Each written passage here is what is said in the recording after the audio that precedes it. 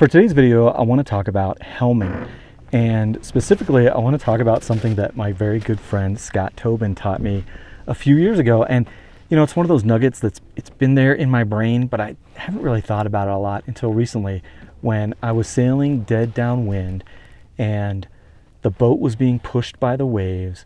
And of course, you know, the stern is pretty flat, and so the boat was yawing every time, you know, a wave came by.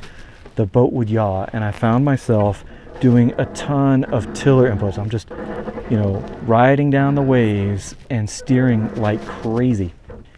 And so what Scott told me was that boats will find their equilibrium. They'll always try and go back to their equilibrium. And, you know, I've talked about balance before in other videos. And it's true, boats, there's all these different forces, you know, buoyancy, displacement, center of effort, lateral resistance, that are playing on the boat, and they all want to be in equilibrium. So as the boat moves through the water, all those forces, you know, are constantly, they're in interplay and they're constantly changing. So if the boat, you know, bears away just a little bit, well, you know, now the angle of the wind on the sails changes. You know, if you're heeling, the hull shape in the water, you know, the symmetry of it changes. And so all those things create different forces, right? You know, we know that the hull shape as the boat heels causes weather helm, so it causes it to turn back toward the wind, to head up.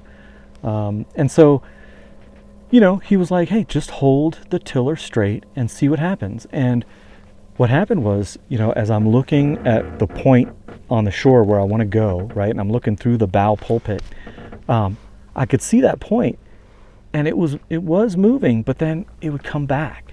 And so it was almost like a figure eight as the boat moved through the water, where the boat constantly refound its equilibrium. And every once in a while, it would go a little further, maybe a gust or something. And so you do a little steering input.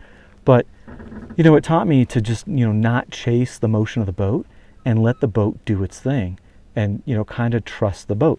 And again, it's also a great indicator of your sail trim and your helm balance, right? So if you have a relatively neutral helm, maybe a little bit of weather helm, which is what's desirable, and good sail trim, then the boat is gonna just kind of track on its own.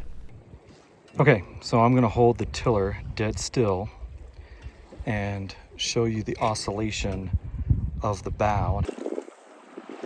It's going right, and then left, and then right, and then left. And I am not moving the tiller at all. The boat is just finding its equilibrium. When you do a lot of, you know, rudder inputs, tiller inputs, you're basically fighting the boat, right? You're countering the motion of the boat. When if you just let the boat do its thing, it would correct itself. And then, you know, of course, the other thing is that it also, the less rudder you put in, the faster the boat's going to go. So it increases the speed of the boat because you're not fighting that motion. It's, you know, granted, it might not be a perfectly straight line. Maybe it's kind of snaking through the water, but it's doing it in the way that it wants to do it, and with balance and equilibrium. And so you're going to have a faster boat. You're going to be moving faster by keeping the tiller as still as you can. I recommend you try it, but, you know, go out on your boat and, you know, on a heavy wind day, and, you know, maybe you're one of those people that, you know, does a lot of tiller input, but try just keeping the tiller straight. And of course, you have to have your sails trimmed properly. You know, you have to have relatively neutral helm, maybe just a little bit of weather helm.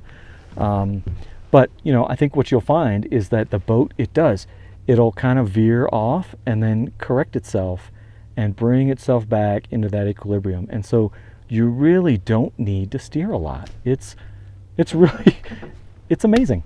And it, you know, for me, it makes it a lot more fun. It's, you know, less tiring, right? It's really, you know, you have to concentrate less. So, you know, the only thing you're worried about is if the boat really starts to veer off. And then, of course, you have to correct it. But then, you know, you go right back to that equilibrium and you don't have to do a ton of input into the steering. All right, well, as always, hope you enjoyed it, and thanks for watching.